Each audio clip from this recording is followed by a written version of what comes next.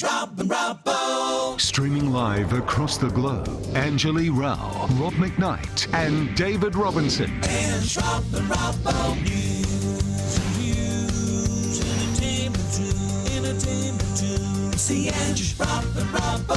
Ange, Rob and Robbo Show. Rob and Robbo Show. Welcome to the Ange, Rob and Robbo Show. Hello there and welcome to the Ange, Rob and Robbo Show. It's great to have your company on this Thursday, and I tell you what an amazing day, because we have reached 150 episodes. Anjali Rao and David Robinson, congratulations. And to you. And of course, Ange is the latecomer. She's done about 10, or no, maybe a few more than that. But of course, a day like this couldn't have happened without Benjamin Norris. So we are grateful for his input in year one. So well done, Ben. And now you have been replaced. But no, I don't. You know what? I was going to make a joke and say you've been replaced by someone more beautiful, but I think he would take offence at that. And I think it's untrue also. Well, no, I don't agree with that at all. But it is great to have you here as we've moved into this later time slot. You've all come with us. The feedback has been amazing. I know it's bedtime for some of you, but we are pleased to be one of the few productions left on Facebook that can actually deliver news. Isn't that right, Robbo? Oh, it's so good. And Mark Zuckerberg, he's always been a big fan. We've said this from day one. And we're just so grateful to continue to have his support. So thanks, Zuki, from all of us here at the Ange, Rob and Robbo Show. All right, I don't know, Rob. I wouldn't mention the N word too loudly if I were you around Facebook. Yeah, we're pure entertainment. Pure entertainment. Wait, look, all right. Did you say the N word or the M word? The N word. News, obviously. Okay, I thought, Angela, we still can't say that word even though we're on the Facebook. Goodness gracious me. All right, it is the biggest story of the day, so let's get into our hot button issues, because Facebook dropped a bombshell this morning by blocking all Australian news content on its platform. It cannot be overstated how big of a deal this is. The federal government's proposed mandatory media bargaining code is what prompted the extraordinary move by the tech giant. Australian news publishers have been wanting Google and Facebook to pay for the right to use their content. After opposing the code, Google has now made deals with Seven and News Corp. Reports also suggest a deal with Nine Media for around $30 million a year, although I can exclusively reveal the price paid by Google to Nine was bigger than that reported sum. But Facebook does not believe it should pay for news content and has shut down all news-related pages without warning. Government pages that offer crucial services were also shut down, but Facebook has been bringing them back online throughout the day. Here's how Treasurer Josh Frydenberg reacted to the news. Facebook was wrong. Facebook's actions were unnecessary. They were heavy-handed and they will damage its reputation here in Australia. Their decision to block Australians' access to government sites, be they about support through the pandemic, mental health, emergency services, the Bureau of Meteorology, were completely unrelated to the media code, which is yet to pass through the Senate. But what today's events do confirm for all Australians is the immense market power of these media digital giants. Look, I have to admit, I find this to be a confusing issue. Both arguments are valid. News organisations do use Facebook to drive traffic to their website, but does Facebook have any value to consumers without that news? Anjali, what are your thoughts on this? Facebook has massive value without news. I mean, I, for one, have never used it as a source of news, aside from digging on who my exes have most recently been dumped by. Guilty. Yeah. But that's a good point. I don't get my news from Facebook. No. Neither do I. And I actually don't think I know anybody who does. But I'm just going to assume that there are plenty of people who do. And that's why this has turned into such a massive, great, bleep fight. So I do see both sides here, and I don't often like saying that because it sounds like you're sort of, taking a bit from column A, a bit from column B. But from Facebook's side, to me, it's a little bit like, when people are used to not paying to get their news content, and all of a sudden a paywall goes up. Sort of like that. And then you have this like really icky feeling like, oh God, I've had it for free for this long. Why do I have to start paying for it now? So I kind of think we can't really blame Facebook for going, thanks, but no thanks. However, media outlets absolutely deserve to be compensated for all the advertising revenue that's going from their pot of traditional content into the hands of the giants and their digital content. What scares me is how far it's all going to go. Even at the moment, we don't even have any Australian viewing for foreign news sites. Or sites that aren't news at all. You just mentioning the blocking of the sites of emergency services. We're in a pandemic, for God's sake. Or, weather services in fire season, which takes it to my mind, another level, because it's having a crack, not, at the government or at news outlets per se, but at the entire country and our people. And to me, that's disgusting. Obviously, Facebook was always going to reinstate those sites, which it has now started to do, which shows that it's just a way for them to play biggest dickus and say, look what we can do, and we'll do it if we fancy it. I disagree with you. I think that was just a stuff up. I think they did. They no. for a whole abolish, and it's no, like the because fishing there net was where dolphins get caught up. Sometimes but there the were wrong some things sites get caught up. But there were some sites that weren't blocked, and there were some sites that were, and some of them were oh my God, the sort of Ministry of Health. Come on, really? And the BOM, the Bureau of Meteorology, was blocked in fire season.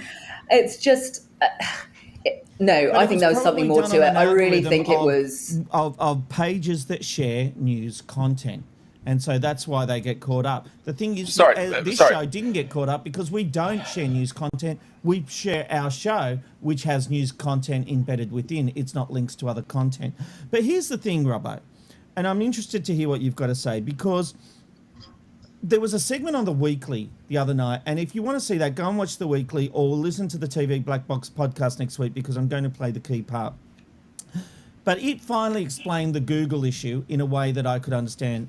My firm view of all this was, well, okay, I understand that Australian news services are losing to advertising to Google and Facebook, but now we're saying let's punish them for being smart business operators. And I also thought these companies are using Google and Facebook to try and drive traffic to their websites. So why should Google and Facebook have to pay? Now, let's put Google over here and say that The Weekly pointed out that Google doesn't just refer you to these websites. It uses that information from websites to create search results, and you don't need to click on the link. So I now agree that Google should have to pay. But Robbo, why should Facebook have to pay when the media organisations are using that platform to promote their services? Well, there's so much in this, Rob. I mostly agree with Anjali Rao. So, yes, news accounts for 4% of Facebook's revenue. That's fine. But it does go through Facebook, and they do use it to beef up their platform.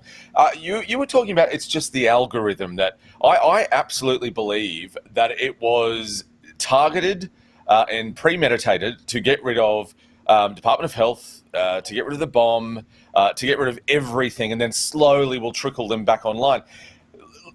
This idea that Facebook is for its users, they still try to peddle this, and it's absolute rubbish. The other thing is it's so weird how this algorithm can get rid of everything that's Australian news and current affairs and whatnot, but it can't get rid of COVID conspiracy theories. It can't get rid of anti-vaxxers. It can't get rid of child porn. It can't get. It's all of a sudden this wonderful.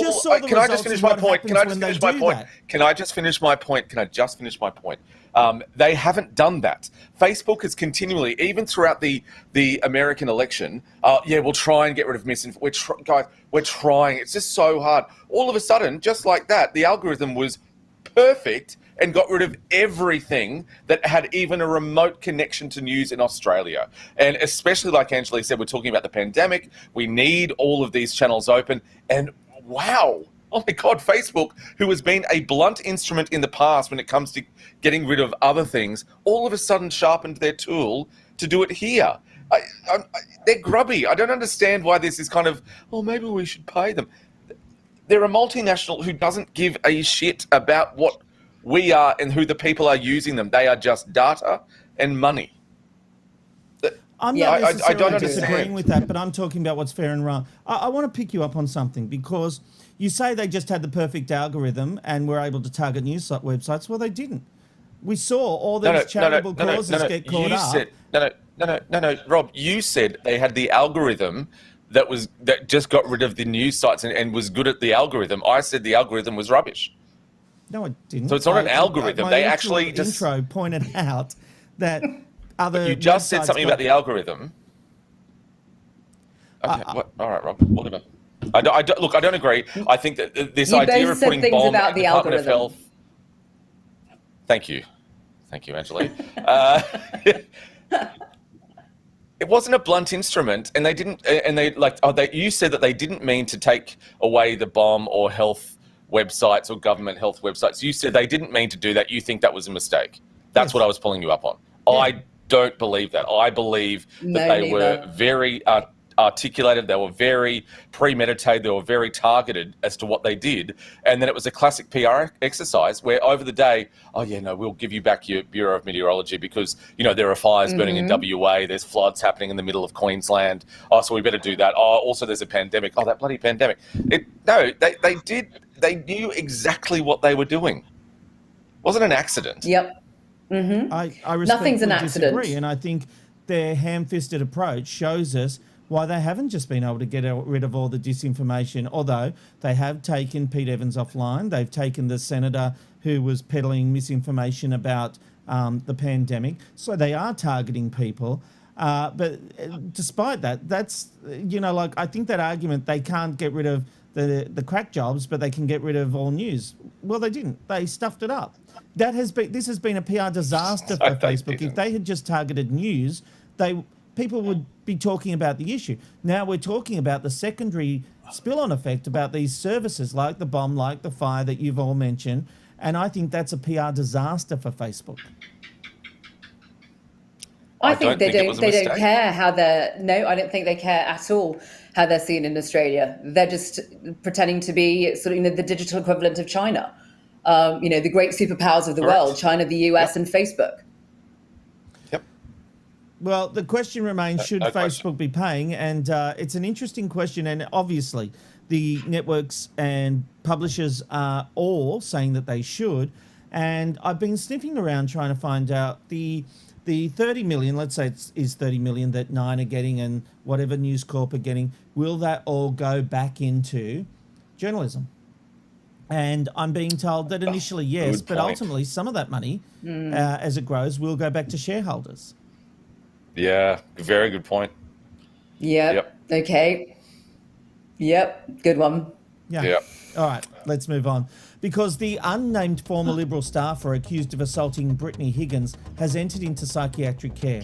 He reportedly drove himself to Royal North Shore Hospital yesterday after concerns for his mental health. However, sources say he has not self-harmed in any way. This comes at the end of a week of widespread scrutiny on the Morrison government after it was revealed allegations of sexual assault in a ministerial office were swept under the rug. Robbo, this man is not under police investigation, has never been charged, but this week has obviously gotten to him. What do we do here? Do we give him sympathy for needing psychiatric care? It becomes murky, doesn't it? Yeah, it's super murky. We've kind of touched on this before when we were talking about whether if you don't initially believe a victim, whether you are also, insensitive and an asshole and all that kind of crap, right? So it is such a difficult moment. Obviously, we want to be supportive of people who have gone through sexual assault and have reported it. Obviously, we're going to listen to them and, obviously investigate and things like that. We can't take away from the fact, though, that there are people, and I'm not saying Brittany is at all. I'm talking in a general sense. This is why it's so important to have a jury, to have judges, to have proper investigation. So when we get those people who come forward with their stories, they are listened to and they are investigated. They're not dismissed. I'm not saying that they should be like that, but it should be a case of listened to, properly investigated, no matter who the perpetrator or alleged perpetrator is, and everything goes through that kind of area. If we don't do that, then we're an unjust society, and and that's not good. We need to have that kind of justice for a democratic and a fair society.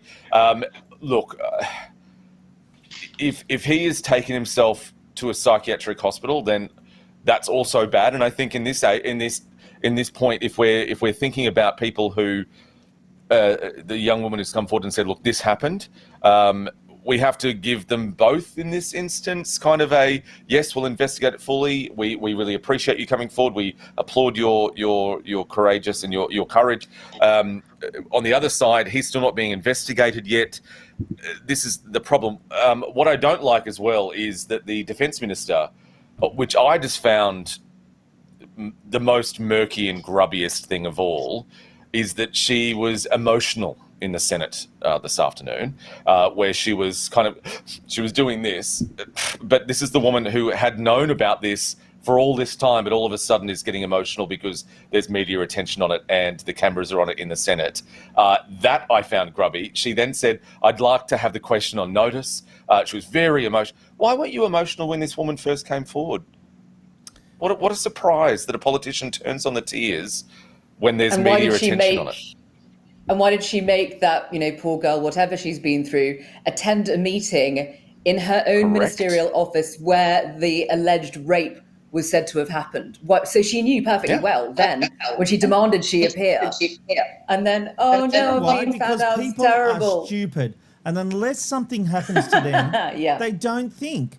That was her office. That's where I'm having the meeting. Seriously, we've got to understand the human condition sometimes. Everyone's not trying to be an arsehole, generally. Yes, I've known a few. But generally, people aren't trying to be arseholes. People make mistakes and they stuff up. The idea that this meeting was held where she was allegedly raped, reprehensible. I don't for 1 minute believe it was on purpose. I do believe there's been pressure placed on this woman not to talk. I do believe that the political animals in Canberra were worried about covering it up because it was a scandal that they didn't want. But when it comes to the tears, Robbo, I'm a little less cynical than you in thinking she's had a big week. The media scrutiny on her, not the alleged rape victim, I'm talking about the minister here, has had a lot of questions thrown at her. I actually do believe on a human level it probably has gotten to her. Look, I would have liked for it to have got, if it's true, I would have liked to have seen that emotional response when it happened, as opposed to saying, let's have a meeting. That's what I'm saying. So I think if you're a politician and you've got some tough questions during the week, suck it up. That's what you're there for. That is your whole, if it's not most of your job, it's the entirety of your job, and that is to answer questions for your portfolio, for your electorate, or for your government. And if she's been hit with some tough questions as to why the hell were you so insensitive about having a meeting in your office? Why didn't you actually follow this up properly? Why has it taken for this young woman to have to publicly say something before the government or anyone else wants to look into it? Why did it take our Prime Minister to have to go home from the office and talk to Jen and the girls to find out, oh shit, yeah, that's probably a not great thing? Rubbish. Don't cry in the Senate and go, I'm having a tough week. How about that woman who was allegedly raped? She's probably had a tough couple of years. This idea where politicians turn it on for themselves absolutely shits me. I don't think it's an excuse that she's had to answer tough questions so she's having a little tear. What a load of rubbish. Get out of Parliament. And I do really think that her position is getting to the area of untenable, because she is a woman. She should be, more on the side of women. We all should be. And to try and cover it up, disgusting. To then try and milk it for political and, dare I say it, showbiz reasons, is disgusting. And that's what happened today in the Senate. Okay. Yeah, I totally agree with you, Robbo. I actually can't disagree with you too much there, Robbo. If I'm to be completely honest, yeah. Sorry, I got in a soapbox there. Sorry. I was yelling at you. And I even started. No, with good reason. With good reason. Before we move on, a lot of our Facebook fans have moved over to Twitch tonight, and they're asking whether we're seeing their comments, and I can tell you, yes, we are. There'll be lots of comments coming via Twitch when we get to our feedback. So thank you for making the switch. And we will get to those comments a little later. But let's move on, because the Liberal Party, along with Senators Pauline Hanson and Rex Patrick, have effectively abolished the family court. The family court was set up in 1975 and specialised in family matters, including divorce, family violence, child abuse and parenting disputes. It will now be merged back into the Federal Circuit Court, which many fear will make it more difficult for victims in violent situations to seek help and achieve action. Senator Rex Patrick, who voted in favour, said it's not a significant change, but it does have some streamlining effects, and for that reason I'm happy to support the bill.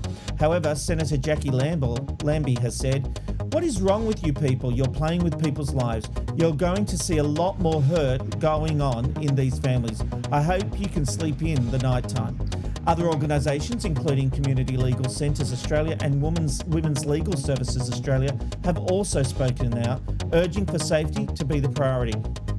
And people are worried, and some of the organisations really involved with the family court are worried.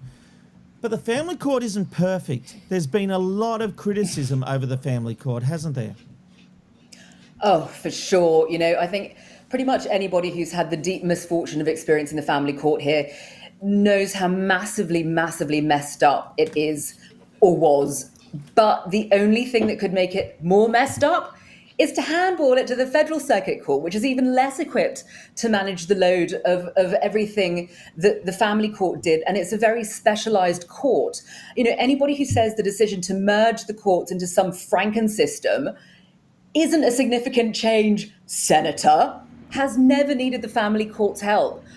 Yes, you're absolutely right. It needed a massive overhaul, the family court, but not rushed through onto the radar and lazily shoehorned back into the federal court system, especially at a time like this when, domestic violence and divorce applications have gone through the roof under the extreme stress of lockdown. And, actually, early this evening, I was speaking to one of my closest friends. She's been a family court lawyer for 20 years and is appalled by what's happened. Over 150 stakeholders were completely ignored on this. But she also said that Federal Circuit Court judges, and I was really interested in this point, that they should have at most 100 matters on their docket. Now, most of them have between 300 and 600, and that's before absorbing the family court matters. But on the upside, apparently, she says that funds have been allocated for one more judge. One. On the downside, wow. The Federal Circuit Court thanks. needs 20. It needs 20.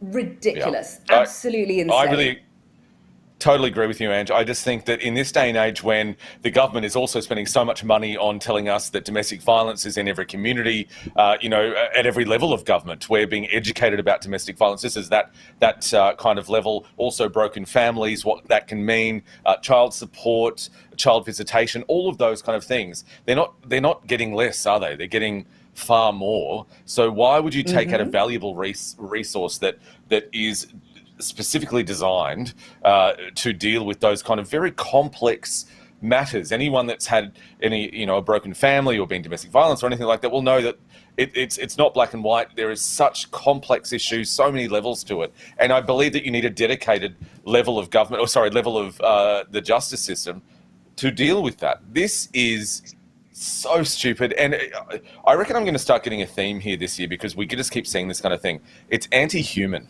That's what this is. It's anti-human. Where these people are at their most vulnerable. There are so many victims when it comes to breakdown of a family. If you've got a family that needs to go into the family justice system, then it's broken. And there are a lot of players in that. There are a lot of pieces that need to somehow, in any way, kind of be put back together. And we need something that is designed to do that. It's just another example of the federal government, I think, of being anti-human overall. Absolutely. And you're dealing with a very, very, as we just said, very sort of specialized area of law where, sort of family court lawyers as well, they're not just in the legal profession. In my dealings with them, they are your confidant, they're your psychologist sometimes.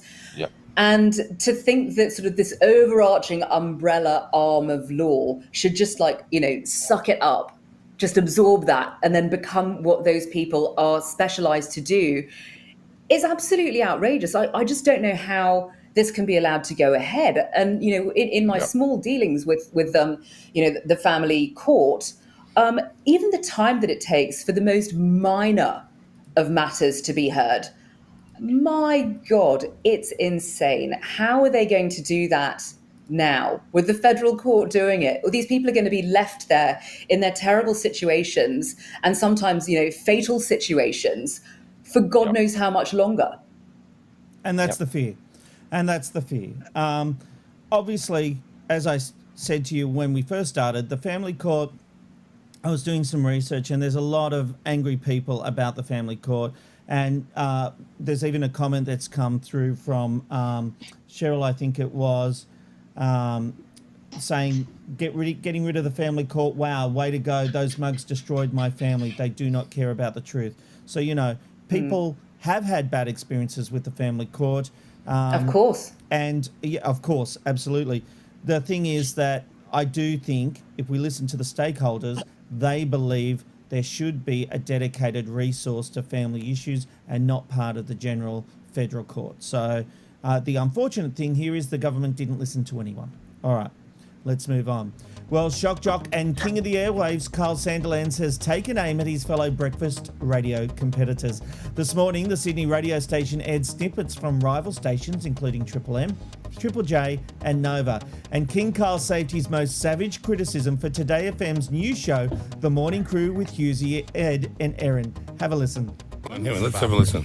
Yeah, but he did last night, but normally he's actually a very active father. Yeah, look, so we're listening to Today FM show. It's no good, by the way. Had some issues downstairs. I've had to hold me. It's that funny. Well, there you go. That's the highlights of the other show. You're missing nothing. Oh, well, there What are you the go. things? Let's flick around the other ones, Adam. Hurry up. I love him. There's an unwritten rule that you don't talk about your competition.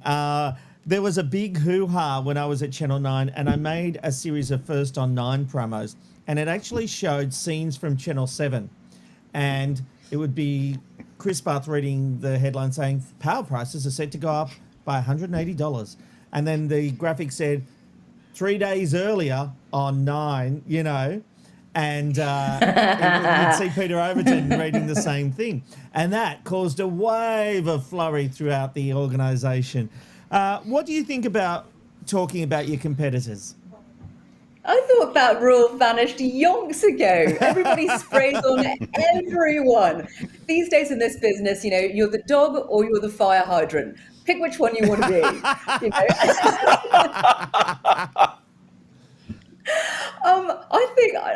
But that's kind of what Kyle does, and I love it. I think it's great. How This is boring. why he's number one. Yeah, totally. He's a shock jock. I love that. But if you take Karls Sandilands out of it, could everybody do that with such aplomb? Probably not. But that's the changing landscape these days. You've got to be, really pointed. The harsher the better. That's what's going to get you the clicks.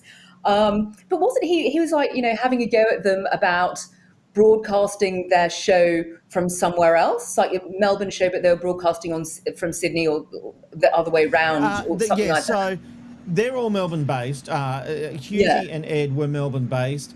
They've apparently moved to Sydney, but Karl is saying that I think Ed is still doing a lot of the show from Melbourne. That's my take on it. What? So Kyle broadcast his Sydney show from LA,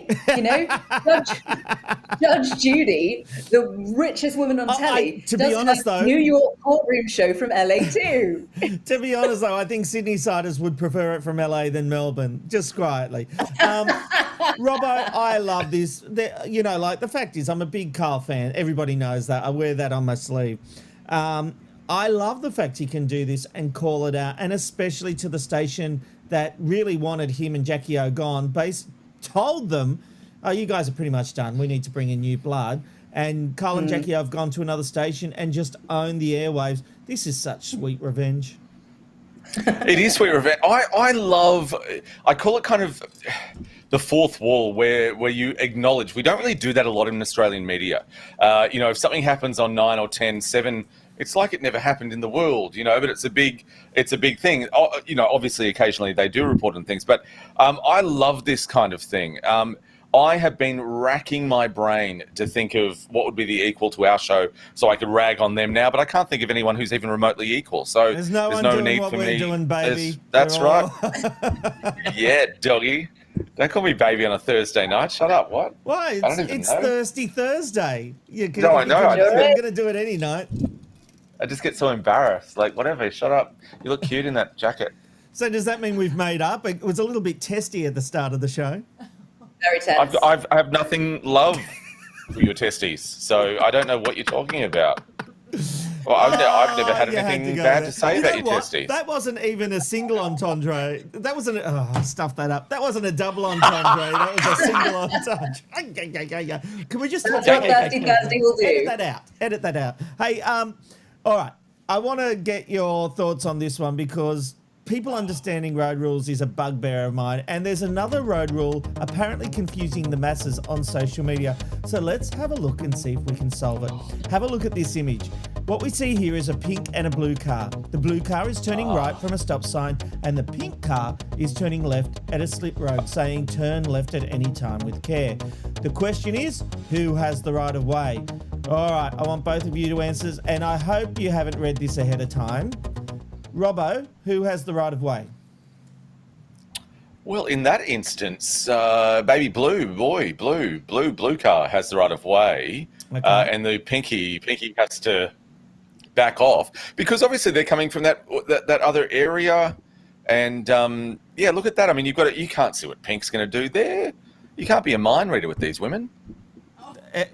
Hang on, are you saying pink has to give way to blue because blue's a male car and pink's the female car? Is that your logic? What? I don't know what you're saying. Ange, what do you think? Who's got right of way? It depends entirely on what kind of car it was and what kind of person was driving. If Yes. it's a monster truck, a green P plater, a turboed up lowrider on its way to a drive-by, or a woman, they have right of way always. Also, I know that I've only been driving for like 5 minutes compared to everybody else here who learned when they were like still eating paste out of the glue tubs at Kinder. But who would know the answer to that? It's pink. Are you really It's saying pink. pink? What? Absolutely. It's It's not pink. definitely. It is. Wait. So Can you say the question again? Who has to give way? Who has to give way? No. Is it, just tell me again. Who has to give way? No. No, Who has to give way? sorry, the Pink. question was who has the right Pink. of way? Blue has the blue. right of way. Oh, okay. Thank Yes, God, blue. Ange, because my heart almost broke. Because, of course, No. the pink car must give way to the blue. The rules state if a driver is turning left using a slip lane, they must give way to all vehicles approaching from the right or turning right at the intersection into the road they are entering. You know, it really does get me. People don't understand the road rules. This big bugbear of mine. So one of the classics is the roundabout. So you're at the roundabout, a car comes through, and there's a car, 500 metres down, and they're zooming through. And if you dare to go, they're like, beep, you've got to give way to me.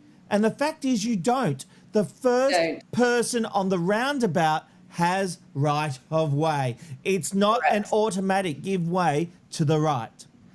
Yeah, it's a Also, guideline. people, while I'm talking about this, when the lights are blacked out, when there's a power outage and traffic lights are blacked out, it's not just go through. You've got to treat it like a four-way stop sign. So that means you've got to roll up, stop at the lights, and if there's a car there before you, they have the right of way. And then when they're gone, you have the right of way. People think, oh, I'm on the main road, so I get the right of way. No, you stop at the lights. You stop. You stop at the lights. You've always said it, Rob. Why don't people understand it? For God's sake. This is also coming. Was this a Daily Mail article? I think it was it? A Daily Mail article? Yeah. So they also published an article the other day about this person who had discovered this hack that no one would know about. And it was when you take out your petrol cap, there's a little slot in it. in the thing. I saw And that. I was like, this cannot be real because everyone knows it. And so I thought, oh, bloody hell, I'll click on it. Yeah, so guys, I had no idea. There's an idiot on a TikTok.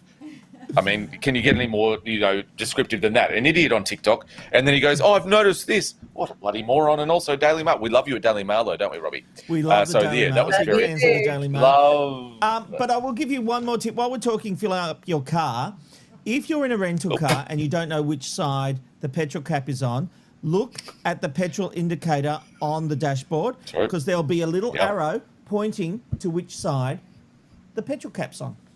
Why wouldn't you just go around the car before you get in and look? Because people get in their car and they're driving and they don't remember and they suddenly go, oh, they pulled in. Oh, which side is the petrol? I agree with Rob, yeah. And you go, who are these barbarians? I still do it. I've driven in cars for like a long time, the same kind of car, and I have to go, shit, I'm coming up to the Bowser. Which one is it? Arrow. So I need it. I promise you, I still need it. The Bowser. Super Mario Brothers. All right. That's been our hot button issues. Now it's time for Hidden News with Ange. Certainly is. Some of the other stories making news this Thursday, February the 18th, 2021. A hostage situation is unfolding in a Brisbane suburb with fears an armed man is holding a young child inside a home. Police have swarmed the scene and issued an emergency declaration telling people to avoid the south side area. A witness told of hearing fighting between a man and a woman at the address, followed by the woman screaming. Police are calling it a dynamic and fluid situation. A bad day for Optus customers, with the telco crashing, leaving thousands unable to make calls, text or access data services. EFTPOS and credit card services for ANZ clients were also affected. The cause of the chaos in Queensland, Victoria and New South Wales is still being investigated, though full service has now been restored and Optus has apologised. The woman at the centre of an alleged rape case at Parliament House says the federal government has questions to answer over its conduct. That's as more details come to light over what happened to Liberal staffer Brittany Higgins. She says she didn't know security guards entered the office where the alleged rape occurred, seeing her in a state of undress, nor that there was debate about calling an ambulance afterwards.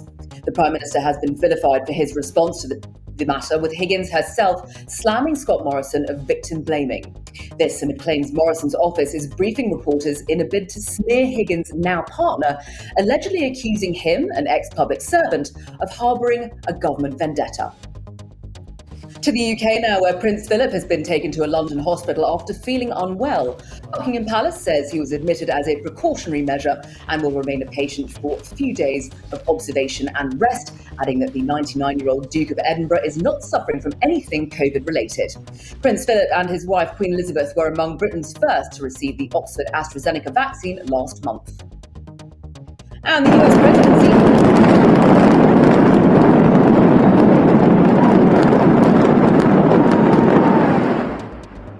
And the US presidency isn't the only thing that's come crashing down for Donald Trump this year. Atlantic City's famed Trump Tower and casino being demolished after standing tall for 40 years. Once a jewel in the crown of Trump's gigantic real estate portfolio, the building had fallen into disrepair, its destruction taking mere seconds. Cheering spectators joyously flocked to the area, paying $10 for a spot to watch the implosion, while nearby hotels offered VIP packages for a prime view of the carnage. No doubt Donald Trump crying, fake news! And also, it's not. Righto, on to the weather. Rain for Cairns, a shower or two for Brisbane, showers for Sydney, mostly cloudy in Canberra, a windy morning in Melbourne, but sunny hot in Hobart. Becoming cloudy in Adelaide, sunny in Perth, sunny in Alice Springs as well, and showers with a possible storm in Darwin. Now it's over to the delightful David Robinson. Anjali Rao, thank you very much for that news update. We're going to check what happened on this day throughout history, February 18th. Let's have a look at it right now. And it was on this day, going back 457 years ago, in 1564, that Italian sculptor, painter, and Teenage Mutant Ninja Turtle Michelangelo died at 88. He is often considered to be the archetype of a Renaissance man. That's a lot of syllables. And has been described as one of the greatest artists of all time. He couldn't read a script either, so that's alrighty. Going back 142 years. And it was on this day in 1879 that sculptor Frederick August Bartholdi was awarded a patent for his design of the Statue of Liberty. The design was inspired by Liberatas, the goddess of freedom, widely worshipped. Oh my God, I have a shocker. In ancient Rome, especially among emancipated slaves. Oh my! And finally, if I can get through it, it was on this day in 1986 that the first anti-smoking ad aired on TV. It featured Yul Brynner, who died a year prior. I don't care. He died a long time ago.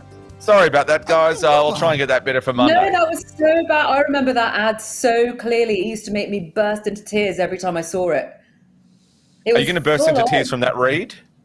From that read, Nesta? Yeah. Does that also bring you tears to your eyes? Oh, God, I might do worse, actually. That was a shocker.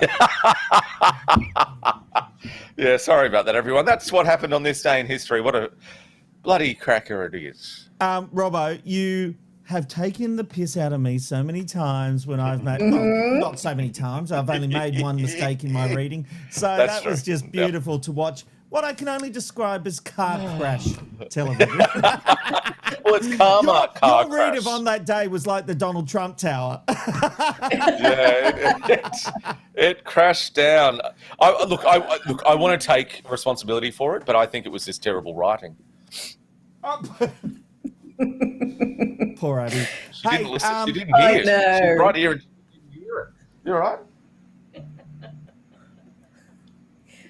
Take the shot, Amanda. Take the shot. VMix 1. Come in here. Oh, yeah, there she is. You all right?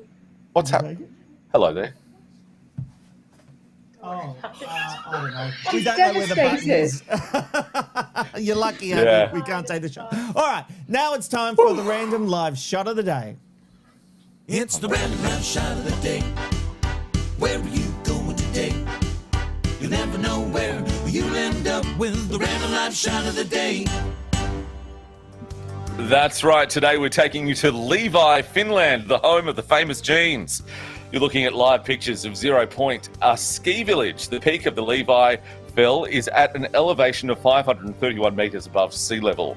It is partly cloudy today, with the mercury hitting a balmy 19 degrees after a low of minus 27 degrees. How on earth do they make jeans in those kind of situations? But they certainly do. Let's have a look at feedback now here on the Rob and Robbo show.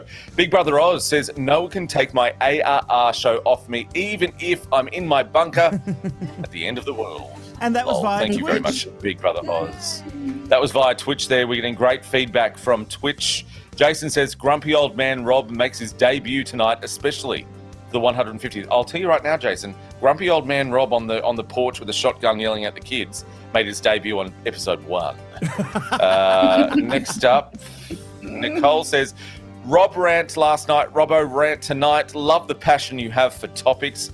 It compares to nothing like my passion for you, Nicole Motley. I ranted. So thank you very much for your feedback. I had a major rant. Oh, yes. You rant beautifully. No one notices it when you rant, and you're so lovely. It's like beautiful song. Janelle says, shh, everyone, Uncle Arthur is giving us driving lessons. Oh, that's another one at Rob. Thanks, Grandad. Bleachy Dude. We've never heard of Bleachy Dude before. A first for our feedback here. Hey, guys, I have to admit, I didn't know about the petrol cap tip. I did know the arrow. Yeah, well, Bleachy Dude, come on, mate. Mary Matthews says, Ghostbusters is the best. Robert, oh, did that cut on shot again? Oh, for goodness sake. Thank you, Mary. Love my Ghostbusters Cup. Who are you going to call? What you can call is feedback for this wonderful show on the Rob and Robbo show. Simply go to @the ARR show, Twitter, Facebook, Instagram, and of course, Twitch. And on Twitch and Instagram, it is Rob Robbo. So look out for that one. All right. Now it's time to get some movie and entertainment news with Joe Casamento. And Joe, hello, my darling. Oh, hello. I was going to ask, what's Twitch? You know me, I'm so illiterate. Is that a thing? That's not the thing that happens to my eye when I'm tired. Oh. That's what I was thinking, right? It's actually a thing. Okay. It is the new Another thing I've got to where Google. everyone on Facebook should go. They don't censor us. The feedback comes through. You can still have the community like Facebook. Right. What's different? Twitter doesn't do the community like Facebook, but Twitch does. So I would really encourage our Facebook followers to go over to Twitch. You can still have the community. Who knows what's going on with Facebook? We're getting copyright claims. We've had a lot of people not being able to comment over the past week or so. It has actually been ridiculous. So I'm so off Facebook, but so go to Twitch. All right, give it a go. Okay. And someone was saying the video quality is better on Twitch. Okay. Yeah, I should have said also, Rob, I think you forgot to mention, make sure you like our MySpace page as well. We're back on there, so it's myspace.com/the ARR show. Tom's let us back on there, so thank you so much, Tom. Back to you, Rob. Joe, doesn't Justin Timberlake own MySpace now? Sounds like something he he'd just played do. a character in the social network. He is a loser. Yeah, that was just a character. Joe. Oh, he bought MySpace, Yeah. It's been a couple of weeks now since, and we've got to get serious for a moment, because it has been a couple of weeks now since those domestic violence charges against Andrew O'Keefe, and there's been some new developments today. That's right, Robin. Last we heard of this, and we spoke about this on the show 2 weeks ago, was that Andrew's lawyer, who had said that he was actually not the aggressor in the situation, and that he would be fighting those allegations, and that his partner has a lot to answer for. Well, now it turns out he has been an involuntary patient at Prince of Wales Hospital since last month. He is now being represented by a new lawyer and has requested the matter to be set down for a Section 32 application. Now, that means a magistrate can dismiss a charge if they are found to have a mental illness or are suffering a mental health condition that can be treated in a facility. Now, if this application is denied, Andrew's lawyer has indicated that he would plead guilty and be sentenced. So it's going to be one to watch out for. The case will return to court in April. So on April 20, we will see more of what happens here. But it's getting very messy and complicated, isn't it? And it seems to be a lot involved in the situation. Yeah. I'm really, really sad to hear this. I know Andrew and I like him. And look, I do think he has had his issues over the years, but so that essentially means he's been forced to be restrained almost in a care facility, right? Yeah. So that's pretty extreme. So look, obviously the lady at the centre of this, I genuinely hope she's okay. But I do also hope Andrew's okay. And hearts go out to everyone involved, children, families, partners, ex-partners. So, yes, let's hope that this situation gets a little bit better and help can be given where it's needed. Yeah. Definitely, we'll be keeping right on top of that, Joe. Well, from one controversy to another, I guess, when we first heard of Sia's film, Music, it caused some outrage, and apparently that is still ongoing, if not worse. That's right. And when this trailer dropped, now I've only seen the trailer, I haven't seen the film. It was accused of being ableist and offensive towards people with autism and those on the autism spectrum. Because I'm sure you know that the young girl cast in the movie, who's actually Maddie Ziegler, the dancer, plays an autistic girl, but she herself is not autistic. Now, Sia at the time defended it. However, since the movie was released, with the inclusion of scenes showing outlawed restraints and seclusion, which have been labelled by the National Autism Association as dangerous and abusive. Now, Sia backtracked a bit, saying that she listened to the wrong people, that she was sorry, and that the scenes were to be removed from any future publications of the movie. She's since deleted her Twitter, but the problems have kept coming as a change.org petition calling for the Golden Globes to take back the nomination has received over 65,000 signatures. It's been nominated in 2 categories with Kate Hudson, who's up for Best Actress in a Musical or Comedy, and the film itself is actually up for Best Picture in a Musical or Comedy. The Golden Globes are only 2 weeks away, so we'll have to say, wait and see how they respond. But it's a lot of problems for this movie that, Looks like a strange one. It really does look like a strange hat, and it's part of that new movement of, I guess, if you have actors that are on the spectrum, why would you not use those actors? And that's where the controversy at the heart of it lays, I think. Have you seen the movie, Jo?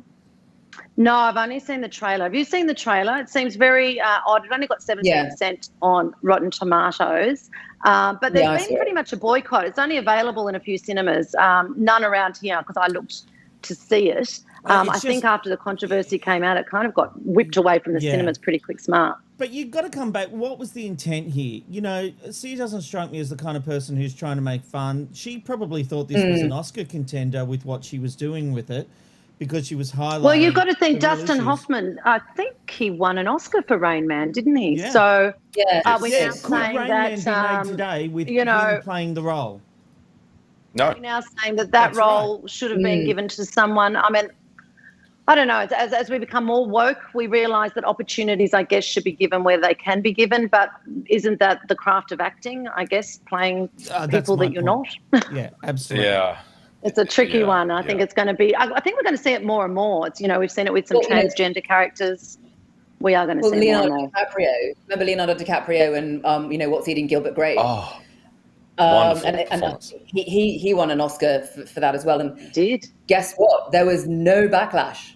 Oh no, he didn't. That's right, and he was absolutely really wonderful. Yeah, he was amazing. Yeah. He was absolutely amazing, and nobody said a thing. I know. It's actually. I think we're going to see it more and more. Very true, Joe. Now, let's talk about one of the nicest people in show business, Anthony Cruella. He had a hard time hiding his terrible attitude. I mean, his sexuality, not his terrible attitude. Sorry, let me do that question again. Anthony Cruella had a bit of a hard time hiding his sexuality on the screen. Oh, my God. Bravo. I love Anthony. I won't hear a bad word about him. I've got a story. It's Robbo's story number 12. You never saw him on Studio 10 when I was there. Oh, okay. All right. Well, I'm a fan from afar. Well, I've got a different story to that. But anyway. Dicko was on. You can tell me later. Dicko was on the TV Reload podcast. Right, hang on, time out, Robbo. Tell your story, and then we'll get to the actual news, because I'm now interested. I'm so sorry, Joe. I shouldn't. All right. I was the guest greeter at Sunrise on 7, a fantastic show back in the day. And I was, he had come on just after Australian Idol. He was very lovely, very personable. He had his management there. I said, hey, what do you want for breakfast? We had a lovely talk, whatever. And then we fast forward 3 months and he got a little bit bigger. He then came back with the same team. And I thought, we'd talked before. It was only a short amount of time before. I said, hey, Anthony, what do you want? Response, if we get a live shot of me here. I'll have a Vegemite toast, please. His little assistant there also then said to me, oh, Anthony will have Vegemite toast. And I was like, are you frigging kidding me? Oh, okay, no worries. Yeah, okay, big star. Whatever, piss off, Anthony Cruella. He came second. Anyway, wonderful friend of yours. Do tell us, Joe, what happened on that wonderful show? He was a baby. He was a baby then, wasn't he? So let's take a listen what he had to say. Look, I probably went a little hard. We all knew Anthony was gay, right? And I remember saying to him, look, mate, we're going to be your record company. And we can help you have the life you want to live and shag who you want and keep a public persona for your career, if that's what you choose. If you want to keep it quiet. But it's good that we know. But he said, he was going, how very dare you? I am not gay. And it was a shame. But, yeah, we gave him that option. Yeah, so it turns out he wasn't quite ready. He was a baby. I mean, I don't think it's anyone's place to out someone or force someone to come out. But he insisted at the time he wasn't actually gay and was insulted at the assumption, it sounds like. It wasn't until 3 years after his series of Australian Idol that he actually confirmed his sexuality to the nation. So my friend and not yours, Robbo. A couple of things I'd say on that. He absolutely should have won that series of Australian Idol. He even had to tell Casey Donovan what the words to the song were when she was singing after winning. It was ridiculous. But also, that was Ben Norris's podcast, TV Reload, that was on. And a good get by Ben, and well done. A really good interview to get someone to open up like that. I've never heard that story from Dicko before, so great work. Well done, Benny boy. Indeed. All right, Joe, there's a new Cruella de Vil movie that has been in the works for a while, and we have our first major look. We do. The trailer dropped today. Emma Stone is going to be taking the role of the Disney anti sort of villain, but it looks pretty different to any of the live action reboots we've seen before. Let's take a little look. From the very beginning, I realized I saw the world differently than everyone else. That didn't sit well with some people. But I wasn't for everyone. I guess they were always scared that I'd be a psycho.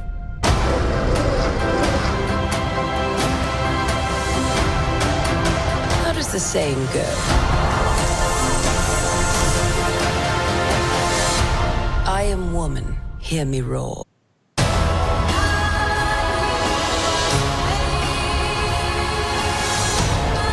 The thing is, I was born brilliant, born bad, and a little bit mad.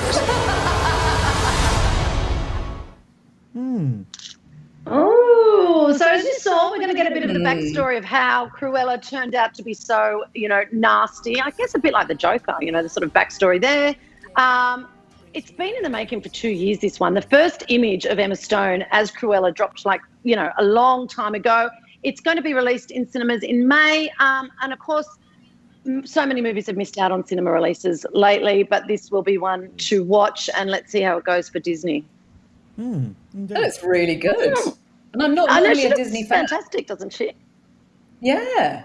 Yeah, it looks the same director as the guy that did I, Tonya. What's your secret? Amanda doesn't like Emma Stone. Doesn't she find? Why? Do you know what? I have debates in my family over this. My daughter absolutely loves her. I find her eyes a bit too. She's too emotional. She's too expressive, if that's possible. Her eyes are a bit. Something. Yeah, they follow you around the room. They're like a weird shape. They suit Cruella. They suit Cruella. Amanda and Emma Stone. What was that, Ange? I thought there was something personal between Amanda and Emma Stone. Oh, yeah. Emma totally did her out.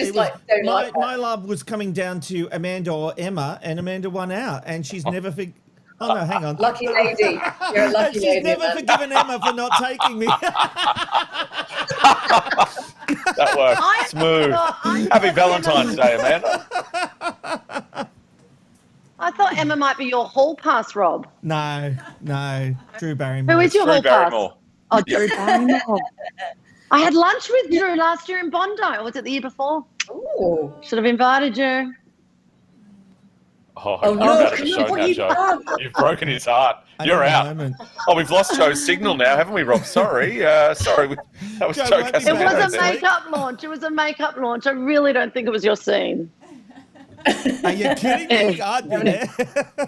He wears makeup every night on this show.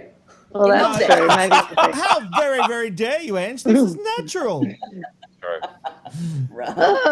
Joe, what have you been watching this week? I did. I watched Boss Level. Now, that comes out in cinemas this week. It's got a pretty star-studded cast, this one. It's got Frank Grillo, Mel Gibson, our very own Mel, and also our very own Naomi Watts. It's a sci-fi action movie about a retired Special Forces officer who finds himself trapped in a never-ending time loop. It's a bit of sort of Groundhog Day, that kind of film, which leads... Well, I won't give away the ending. So let's have a look at the trailer, and then I'll give you my thoughts. All right. I used to complain that every day felt the same, and now every day is the same. Hey, Jay. I have died 144 times, and every day ends like this. But it doesn't matter. Not when you've lost everything you've loved. Venter, man who's had me killed 150 times. The power to rewrite history is mine. Heads up. I know everything that's gonna happen. I'm being tortured! One thing that never changes? What's up, pretty boy? Bunch of assholes killing me for reasons that remain a mystery. It's for you. Roy, can you hear me? We can't explain it right now, but I'm going to need your help. Gemma? The only woman I've ever loved and who can stop this is still alive. I have to get killed. Hi, Roy. Over and over again. Until I save her. That actually looks pretty good to me. Do you know, Rob, this one surprised me. You know I'm absolutely no fan of the action genre, but some credible performances really elevated this one from sort of just some grenade throwing, killing assassins repeatedly. Some funny one-liners, good performances, and it sort of takes that Groundhog Day concept and gives it a little bit of a twist. I've got to say, I quite enjoyed it. The lead has a lot of charisma. I hadn't seen him since he's in the Captain America movies, The Winter Soldier. I don't know if you recognise him. He's a bit of an action, brewing action hero, and I quite liked him. He's quite funny. Joe, I'm going to give this one tops? 3 chop tops. Very respectable. Tops. Get to the cinema this week if you can. Support your local good. cinema. We will see you next week, Joe. Thank you very much. We will see you next Thursday.